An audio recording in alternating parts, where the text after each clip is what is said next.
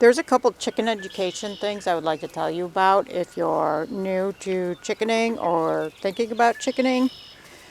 Okay, most built up areas, urban, suburban, don't allow roosters because they're the ones that make the noise. They're the ones that crow. The hens are pretty quiet. Every once in a while you get a crowing hen, but it's not often. So another thing I'd like to tell you about, if you're going to add a rooster to your coop, if it's a small coop like this, you'll need this information. If you have like a large building, this shed used to be a barn, and I never had a problem introducing a rooster, but that's because they have a lot of space. Here is a small coop, so you're going to have more problems with pecking and bullying. If you want to put a rooster in, a new rooster in, what you have to do is you have to take the chickens out, put them in a separate area, separate cage, coop, crate, whatever, for 2 or 3 days. Put your rooster in the coop that you plan on keeping them in. And then after a few days, introduce the hens to the rooster. Don't do it the other way around.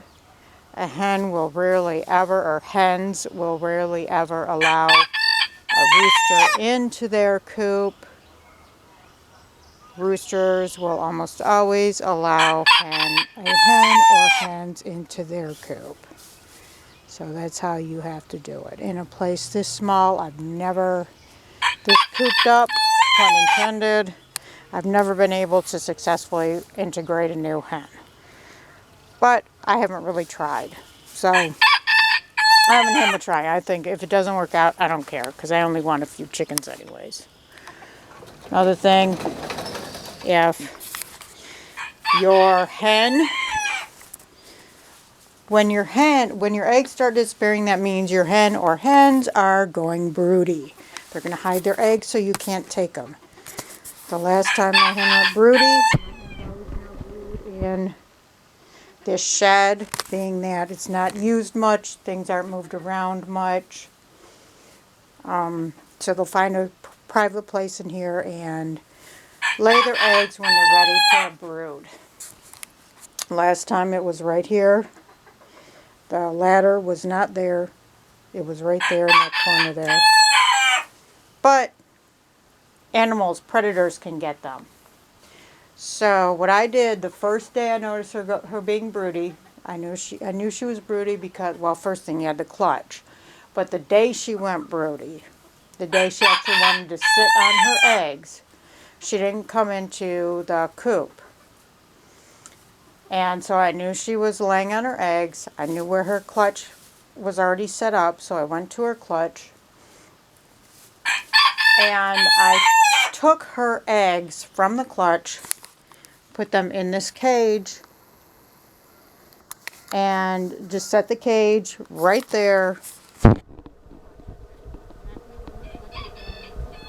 course, I put all the straw in there, put food and water in there. Of course, she had, being her first day and her being the first time parent, this was her first year, she ran to the coop, didn't come back, so I was okay. Closed her up. I've been doing this for 10 years, so I wasn't worried about it. Next day, of course, she went back to her clutch, laid on the eggs, and I made sure she had enough food and water in there. And I closed her up in the cage, put the cage on the table. See, that's a table right there. She's on the table now, up off the ground. You don't have to put it on the table. I just put it just a little more secure that way. She didn't seem to mind it. Sometimes they do mind the cage being moved. In that case, leave it in the area of the clutch for a few days, then move it. Make sure they're settled in first, then move that cage up to a more secure area if you want to. But if you have a secure cage, nothing should be a problem. What I did once she went broody, I set up 2 traps. That one sprung, so I got to reset it.